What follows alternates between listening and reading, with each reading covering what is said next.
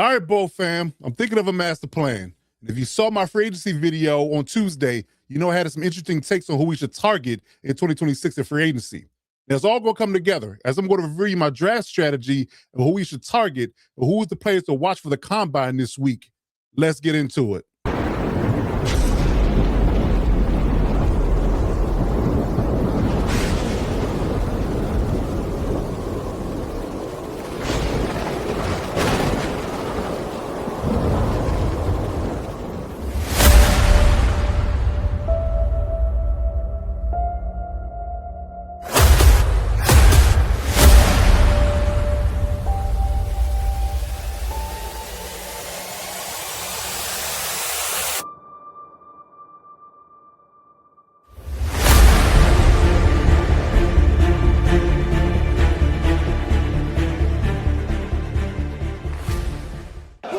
Better than us. Nobody. All right, boy fam, it's all gonna come together. The master plan is in full effect. We talked free agency early on in the week and who we should target. If that all shakes out, or even maybe, I guess you say 60 to 70% of it, this plan for the draft should play right into that and get this team built to be a contender in 2026. And like I said before, in the preseason of last year, this is the year. It might take 2 years. Harbaugh's regime might take 2 years to really get this team from out under the old regime's mess and into the idea of conversation of Super Bowl contender. This is the time. This is the place. The cap space is there. The personnel is there in free agency. The personnel is there in the draft. It all should come together. So what I'm going to do for you, I'm going to recap really quick my draft strategy. Before we do that, we're going to do free agency. Free agency, we're going to talk about what I talked about in free agency. If you haven't saw that video, go back and look at it. It will be tagged at the end of this video as well. But check out my free agency video in that space, and that'll give you a quick overview of who we should target. I'm going to review that real quick just to catch everybody up to speed, and then I'm going to reveal my draft strategy and who we should target in the draft and with our draft picks, and who should be guys that we should really be honed in on as potential charges for 2026. So yeah, let's talk about it. So first and foremost, like I said, we're going to get into the draft strategy. Recapping what the strategy was, who would the draft based on free agency, who and why we should draft these prospects, and combine watch. The combine is going on starting today. The field drills are going to be going on all weekend from Thursday through Sunday. So, us super nerds from a football perspective will be watching with intense eyes, talking in regards to who we should look at and who we should target and who's going to wow you in the sense of the athleticism coming into the draft period for the 2026 season. So, like I said, we're going to review all this and we'll get this all broken down. And by the end of this video, we're hoping between those two videos combined, you will understand what I'm thinking and what I'm projecting the Chargers should do for the offseason program and get this team built to get this team and Justin Herbert to a Super Bowl in 2027. And SoFi Stadium, might add. It is all lined up well if they do right. So first and foremost, like I said, we'll talk about my free agency strategy. This is my primary list of guys that I want to target and bring them into the Chargers organization. I think they'll be really good ads. Of course, Tyler Linderbaum, the center. That's going to be a very daunting task. We are literally the second most cap space team to be had right now. But ironically enough, because the Titans let their center go yesterday, I want to say. So with that being said, there are 3 teams at the top of this free agency period, all vying for centers. The Chargers, of course, the Raiders, and the Titans, all vying for centers. All teams that need centers. So if Tyler Linderbaum hits free agency, it's going to be a bidding war. It really is. Now, and the question is Joel Ortiz and Jim Harbaugh going to be in for the poker-like game with just putting all your chips to the table and keep raising the bid in order to land it? And where do you want to play? It's all up to him. Now, it's also rumored that the Ravens gave him a qualifying offer to make him the highest paid center. So does he want to stay with the Ravens and see what Jesse Miller's going to bring to that team, stay with Lamar Jackson, or do he want to go to better pastures? Now, we'll argue this. If he wants to leave the Ravens for any particular point in time or any reason, the next best conversation in the situation is the Chargers. I mean, that's not no bias or anything like that. It's not any bias. The best quarterback in the conversation who has the money to pay him is the Chargers, because you're looking at Cam Ward, who's a project. You're looking at Fernando Mendoza, likely from the Raiders' perspective, if they draft him number 1 overall. And that's a work in progress. You're going to be dealing with some growing pains there. If you want to go to a team that's in free agency is really ready to win now, the Chargers is clearly the best option. I mean, let's just put the cards on the table. This has nothing to do with the fact that I'm a Chargers fan. This is the NFL analyst take. The Chargers are the best situation. You got the best quarterback, the best coaching staff, best roster, bar none. That's a no-brainer. So I would like to believe that he'll be the first. He'll be the first option to choose the Chargers before the other two, because again, they're growing pains with other organizations, and the other organizations are a little bit on the dysfunctional side. Let's be clear. Why would you leave the Ravens to go to a dysfunctional team for the money? But if you're in it for the money, because some players are just in it for how much money I can get, and especially with him being 25, he can probably get 2 contracts out of his career. He might chase the dollars. Who knows? But if we don't get him, then we should maybe tweak our draft strategy in a sense, or go after our second option. But I'm looking at him, Elijah Very Tucker, who's coming off injury, so there's that. Brian Robinson is a third running back. Calvin Austin is a field stretching and kick returning option. Daniel Bellinger is a tight end 2. Leo Chanel is the inside linebacker to go next day on. And Eric Stokes to go into the cornerback room to play the third or fourth corner in this defense for Chris O'Leary. So my backup options are Connor McGovern. If we don't land Tyler Linderbaum, or Connor McGovern is the more viable and less expensive option that we can still get production out of, then I'm okay with that. And that will kind of play into my draft strategy of going after multiple O linemen, but we'll get to it. Dalton Reisner is a guard. I think he's, on the 30s, on the other side of 30 in a sense, when regards to him being older in the tooth, but very productive still. Very good secondary option if Elijah Very Tucker does not work out. Running back, Kene Unongwu. He's a speedy, I guess you can say, kick return / third down scat back type. Picking him up as being a third down option will be an option. Devin Duvernay, if we don't land Calvin Austin, is another field stretching and kick returning option. Noah Fant is a good tight end to fill in as tight end 2 if we don't land Bellinger. Quay Walker is another good inside linebacker who is very talented, highly skilled, very athletic, really good run stopper. To him again next to Dayon, I like that combination with Leo or Quay, so I can take either one, to be honest with you, and sleep well at night with that linebacking core. And then Rocky Singh is a backup corner. Eric Stokes doesn't land. So another good man coverage corner, really good tackler, which Harbaugh loves. I think him and Stokes are really good tacklers. So this should pique Harbaugh's radar, because I think he loves guys that can tackle in open space, and don't give up big plays. So those are my guys that I targeted in free agency. So if we land, again, anywhere between 50, 60, 70% of this, that will play into my draft strategy. So, of course, in the draft strategy right now, and the picks we have picks 1, 2, 3, 4, no 5. We traded that away, and then 2, 6. Now, the second 6 comes as the compensatory pick based upon the J.K. Dobbins conversation. They put a tender on J.K. Dobbins, and if he signed with another team, they was going to get a compensatory pick. So that's likely going to be the case that we get it. It hasn't been awarded officially yet, but I'm sure between now and the draft that will come to fruition, because that was a caveat, and that's the rule. Particularly if you put that tender on a player and he signs elsewhere, you get a compensatory pick. So I would like to argue that we're going to have 6 picks going to the draft. So, there's that, 22, 55, 86, 123, 203, and 214 projected. So we'll see how things go with that. But those are our draft picks going into 2026 in April. Now, what I would do with those picks. Now, this is a little bit of a hot take for certain people, because they know O-line is our biggest bugaboo, is our biggest need, is our biggest draw. It is really just indicative of who's available. But I'm going to say this, and this is very, I thought about this a lot. I'm just going to put it that way. I'm not going to browbeat the point. But the fact that we have to address the edge room and get younger in that space, the time is now. Because you have to look at it from an idea of what Odafe always going to garner. Is he going to want to stay in LA? Is he going to overvalue himself? I talked about this in the free agency video. Is he going to overvalue himself? Because I'm going to be honest, he is a pass rush only type edge. He's not an every down back, never every down guy.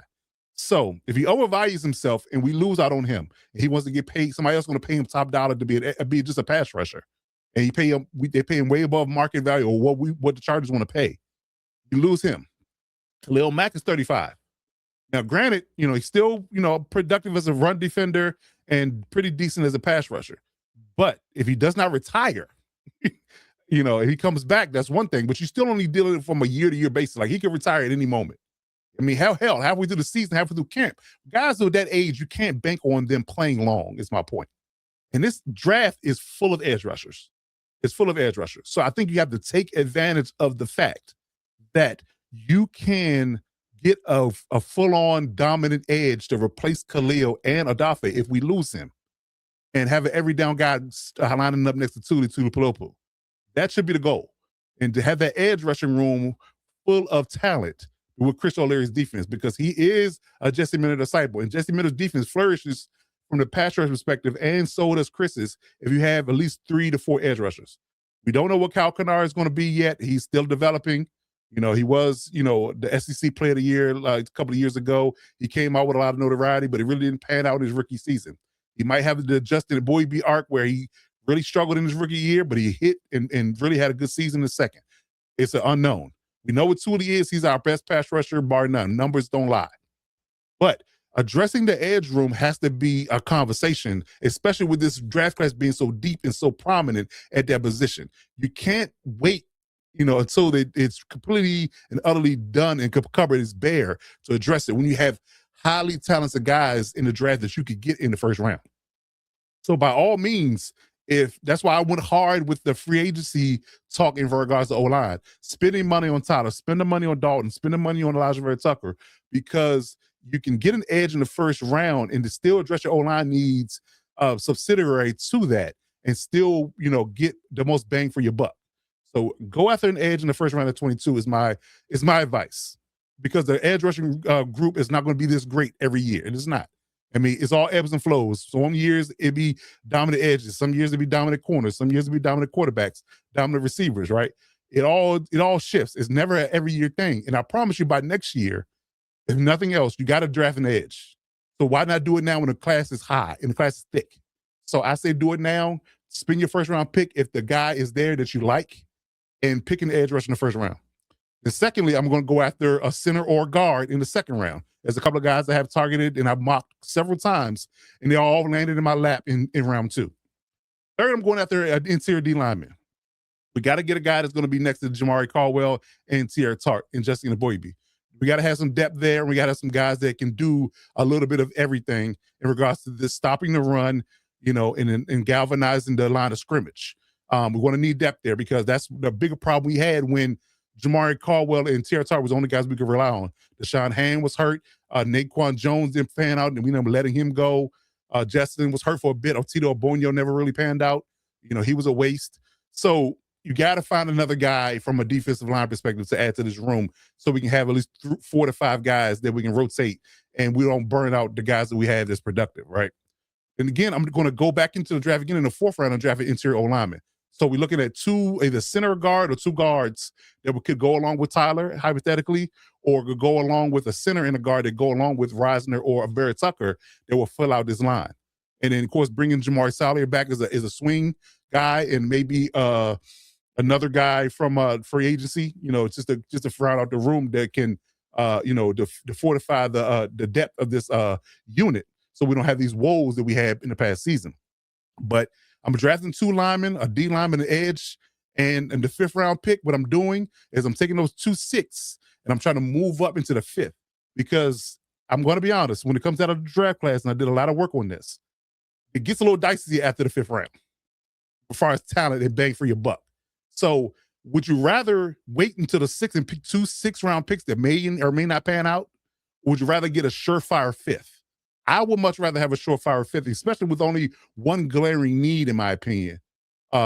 Is inside linebacker, going against getting a guy next to Deion. If we don't land, Leo or Quay, or even land him now in the 5th and develop him to be the heir apparent when the guy you bring in for free agency goes. So I believe that drafting an inside linebacker, and I do believe there's some sleepers here that could be picked up in the 5th round to honestly bring in as a rookie, develop him. He might even hit early and play next to Deion, and I think we'll be in really good shape on the defensive side of the ball. And again, the only real glaring need to fix an offense, to be honest, is tight end and O-line. And we think with this particular structure of my plan, I think we can get it all done and get it done in a short order. And this team will be fortified top to bottom. We won't have any glaring holes, in my opinion. So that's what I'm doing. 1 through 4. Staying pat and drafting, maybe move up in the 30, depending on how the board shakes. I'm kind of looking at that perspective, but you have to add capital from next year or a player. But yeah, if I'm staying pat, and I'm likely landing guys that I feel that are going to be comfortable with getting and having them come into the fold and drafting them in 2026. And that should definitely get us some really good bang for our buck when it comes to the draft after we address free agency in March. So let's talk about guys I'm targeting.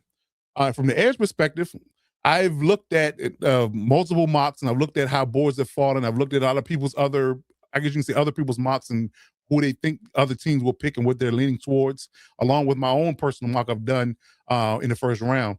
And I think that a prime candidate to land us in the edge room for in the 22nd pick is Akeem Mesidor, the opposite of Ruben Bain in Miami's defense this past year. Went all the way to the national title game. And when I tell you, Akeem was either just as productive, or certain cases more productive than than Bain was in certain spaces. Akeem had 13 sacks throughout 16 sacks, 61 tackles, and 13 sacks at 15 games played. I mean, again, only thing that's really a glaring issue with him is he was hurt a year ago. So there's some concerns there about his durability. But I mean, the kid is 280 pounds, 6'3". You know, again, if that was just an outlier situation, then yes. I mean, he's really good. He's an every down, I guess you can say, defensive lineman, DN day one. He plays the run well. He rushed the passer even better. I love the fact that he would fall to us at 22 and we can get him in the fold. And again, having a guy that's, you know, almost like a Khalil Mack-esque type of player, you know, I think he's a little bit heavier than Khalil Mack. You know, same height, a little bit heavier. Great run defender out of college. You don't see that every day. And a really good refined pass rusher on, you know, out of college. So he gives you two dominant skill set that can be an every down guy that can line up next to Tuli Tuipulotu, and we get a really good edge on both sides. I really like that combination. Again, and that's void of what Khalil Mack does, and if we do get Odafe Oweh back or not. And this is prime for getting Odafe back, because if Odafe comes in, he resigns, and we get Akeem in the first round, we can literally use Odafe for pass rush only. We'll have to try to force him on the field on early downs against the run, and he get abused in the run game. So that plays into this particular conversation really well to get Akeem Mesidor in as your first round pick. So I'm looking at that. Second guy I'm looking at is Derek Moore from Michigan, but I might be looking more for him in the second round, depending on how the board shakes. Because I would really literally flip my conversation. If Akeem or a good edge rusher is not there at 22, I'm going to move Derek to the second, and I'm going to pick up a lineman, the kid from Penn State, potentially Oli. Only thing that bothers me about Oli is he has slow feet, based on the tape I've seen. Now, and I would argue that Mike McDaniel's offense likes offensive linemen that can move. So if we had to look at Oli in the first round and he was the guy who just sitting there staring us in our face, then I'm okay with it. But his slow feet bothers me a little bit. It does. And that gives me concerns about him facing shifty and speedy D linemen in the league. But, you know, I'm kind of switching my strategy if a better on lineman is there, which brings me to my point about the interior lineman that I'm looking at. And I'll skip over Jake Slaughter for a second. I'll get back to him in a minute. But Emmanuel Pregnon is a solid, older, but solid guard from Oregon. I mean, he's really solid. I think he would be worth a late first round pick to me. Even if we move down a few spots and got another pick in the conversation, say Akeem wasn't there and Emmanuel was, and we had somebody that wanted to trade up slightly to get a different player, we could trade down a few spots and say the late 20s, maybe 30, and still pick up Emmanuel and pick up an extra pick for here this year and next. I would argue with doing that and picking up Emmanuel Pregnon as a late first rounder, and he'd be the guard to go next to Tyler. Or if we get more picks, we can move up in the draft and get Jake Slaughter in the second. So we'll get Emmanuel and Jake in the first and second and live comfortably. Or if Derek Moore is still there in the second, we can get him too. And I still think Jake will be there in the early third. So, you know, based upon the mocks I've done. So, you know, although he's in certain people's conversations, he's the best center in the draft. He's tightening around the second and late second to early third round-ish. That's why I mentioned moving up in the third potentially to get him.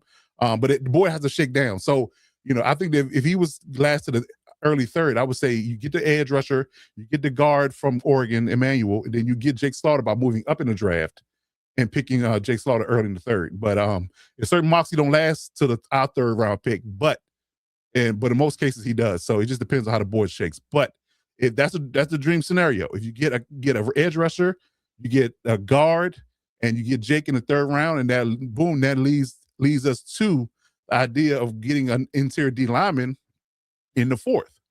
And going after Albert Regis or Grayson Halton in the conversation. So yeah, it really just depends on how the board shakes. But I like Albert and Grayson as well. This guys to watch, during the combine this week. They both are very hybrid-esque in a sense when they come down to what they do. Really good run defenders. That was the stopping point for me. Like if they weren't good against the run, I wasn't ready to invest in a pick for them at least early in the third, between the first and fourth round. I wasn't ready.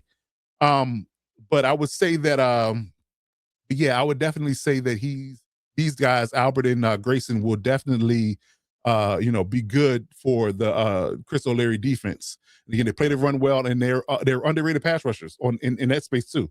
They have a lot of pass rush potential.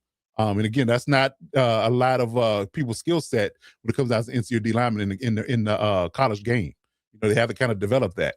Or they just pass rush specialists from the interior and they don't play the run well. But these guys play the run well, and they're underrated from the pass rush perspective. So there's something to watch from that perspective. So watch out for guys like Albert Regis and Grayson Halton in the combine drills and see how people react to what they look like on the field, because I think they're really good underrated players. And again, the trench guys don't get a lot of love anyway, so you don't see them as household names.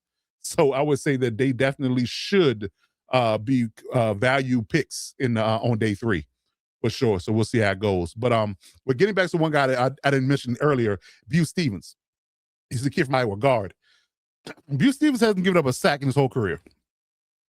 Very good against the run and pass protection. They give him the injury tag a little bit because he did miss some time in 2023. But the last 2 seasons he's played all his games. Again, he hasn't given up a sack in the past 3 years for playing for Iowa, and he's got astronomically better in 2025 than he did in 2024.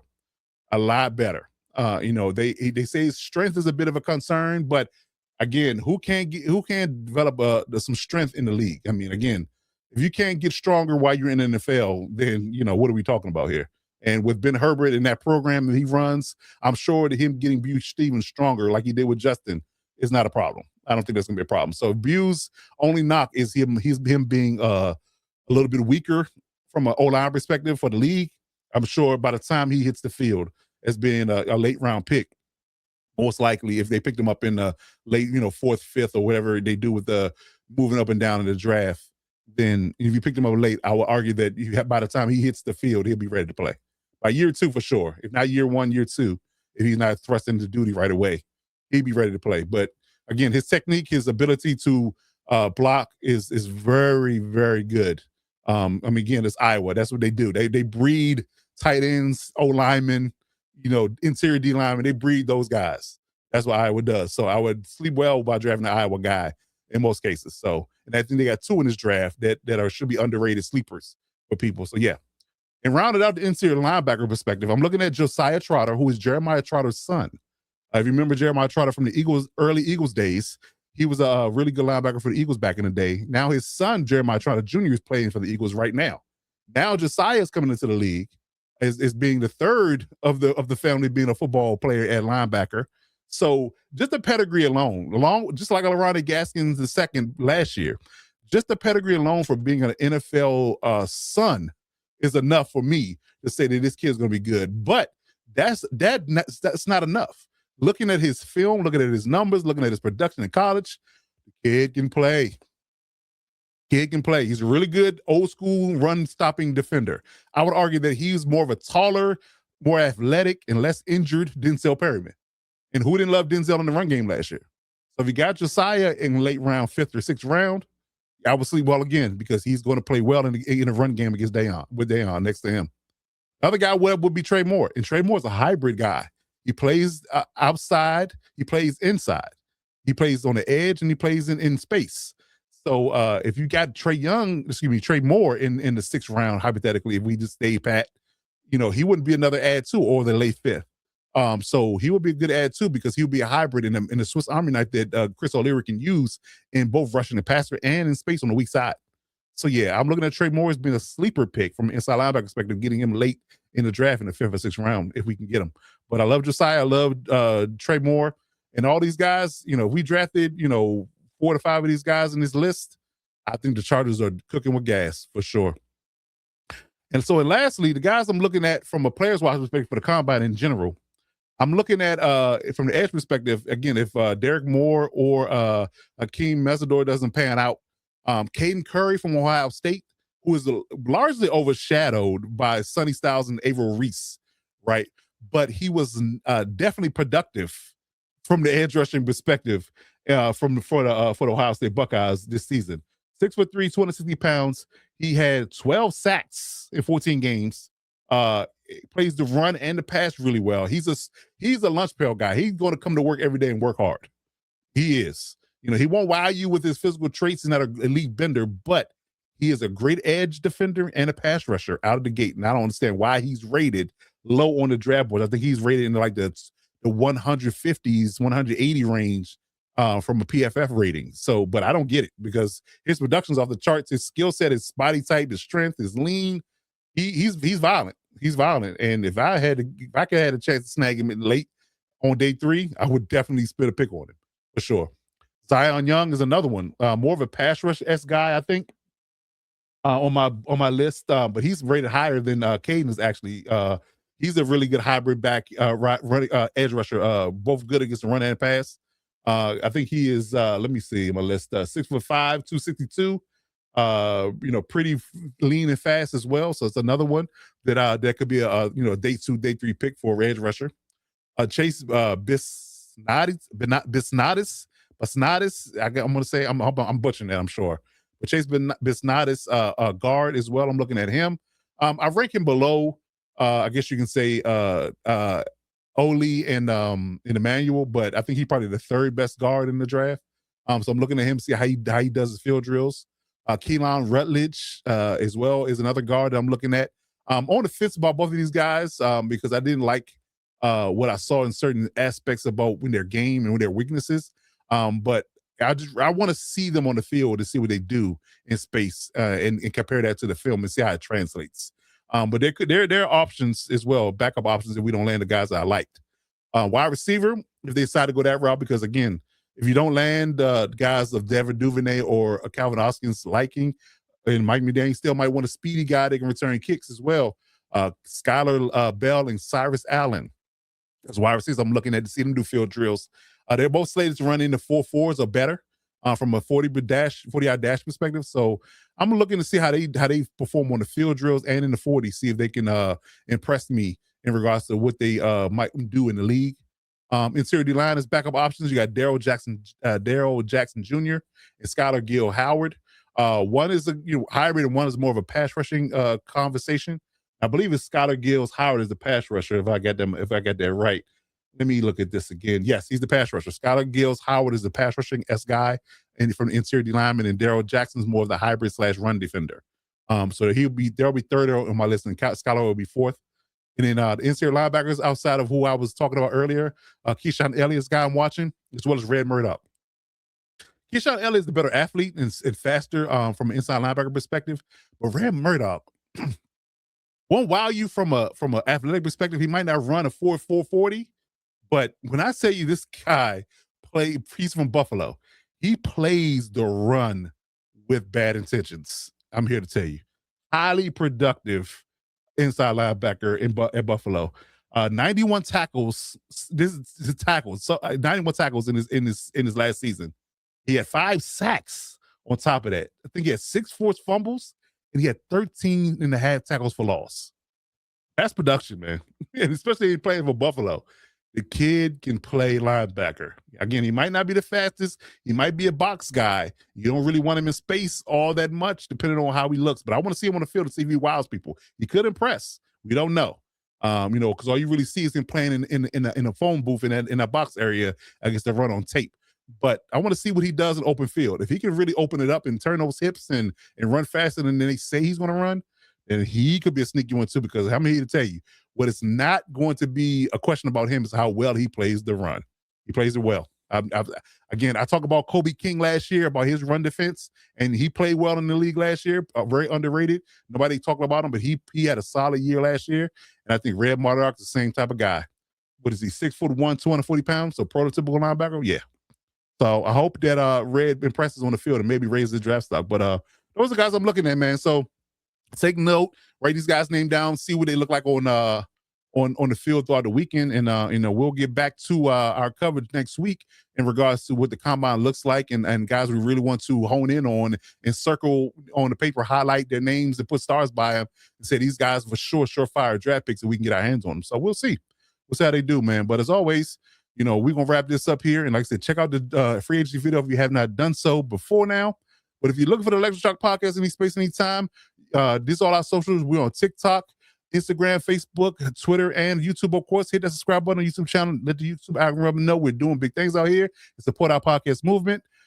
Hit us up on Gmail if you need to do that. And as always, man, you got to do one thing and one thing well. You always got to remember to boat up.